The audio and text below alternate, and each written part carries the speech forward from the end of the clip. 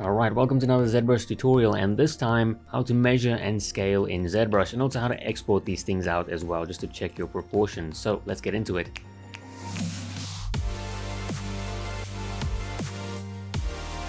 Yep, so scaling, let's not waste any more time. So what I want to do is use something as a reference. So in this case, I want the fire hydrant to be sort of less than a meter. So I know that there is less than a meter, probably just a little bit more than less. And what I'm going to do is go on over to append. I'm going to append a cube to use that as our reference. Alt click on that, press W. Let's move that over here, and we can see the fire hydrant is definitely smaller than that.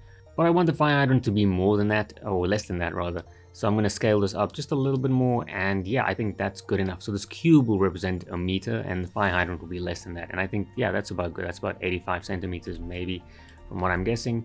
So this here can represent a meter. Right, I'm going to shift F just so we know what's selected there. And then to measure in ZBrush, by the way, just press W, press Y because we need the transpose line, click and drag. And this will snap, by the way, or you can hold on shift, but this should be fine. And we'll notice that's 195 units. That's actually very good. We could just scale this by a half and we'll have pretty much a meter. But the whole idea behind this is to actually scale things. So let's do that. So to do that, we're going to go on over to Z plugin. We're going to click and drag this over here. We're next going to go down to scale master and then set the scene scale. So we know this is about 196 units, but we want it to be centimeters. So set the scale. So set the scale, and then we have this coming up. And then now we've got all of these. I want to use centimeters, like I said. Millimeters would also be fine, but our scene's not that small, so I think centimeters would make more sense. So I'm going to click on centimeters, which one? The bottom one, because I want that to be exactly translated. So 195, click on that, and now you'll notice that it is in centimeters. Although it hasn't changed the scale at all, nothing's changed. This here is still 196 centimeters, not a meter or 100 centimeters. So in order to do that, what I'm going to do is change this to 100. Okay, so we know that that is now, and on the subtool, making sure I'm going to call that 1M to rename that, just so we don't get confused. And then we're going to say resize subtool, which are we going to resize? All of them, even the hidden ones.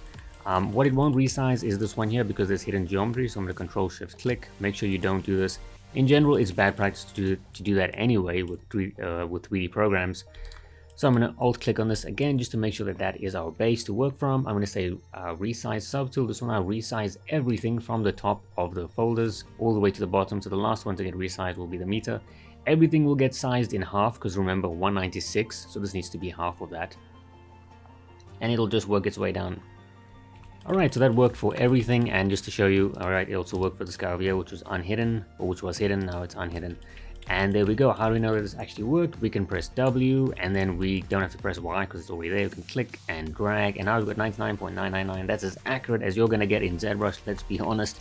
But how do we know this actually works outside of ZBrush? So let's alt-click on this dude. I'm going to press W again, click, I'm going to hold on Shift this time, and we're going to go up. And we know that's about 120 centimeters just for his body, okay, just to where his neck is. So what I'm going to do is export this dude, just the body, so we can see if that works. So export. Alright, we're going to save that as a crazy name. Again, we're working in centimeters, don't forget. Next, we're going to go on over to Marvelous Designer. And of course, we want everything here to be in scale. So I'm press Shift Z. We know that this block over here is a meter. So I'm going to make that about 1.2 meters because that's how high it was. So about there. That's good enough. Okay, now this is in millimeters, by the way. So when we import this, we're going to go to File, Add, Avatar, select the crazy name. And we want millimeters, not centimeters. Even though we were working in millimeters, in this program we're working, in centimeters. In this program we're working in millimeters. So we want to make sure that we abide by that. If we bring it in centimeters, let me just show you what happens. It'll be 10 times the size, which is not what we want. So I want to go on over to File, Add, Avatar, select that dude again, make sure we're working in millimeters, which is the native for Marvelous, or the one that I'm working with. Press OK, and that should be to scale. Here it is, yeah. Okay, I'm just going to move that up and then move that back, and you'll notice that, yeah, that's pretty much exactly where it needs to be. Again, this here is about 1.2, and in ZBrush, it's also about 1.2 like I measured. So yeah, that's how you measure and scale and export in ZBrush, just to check your settings.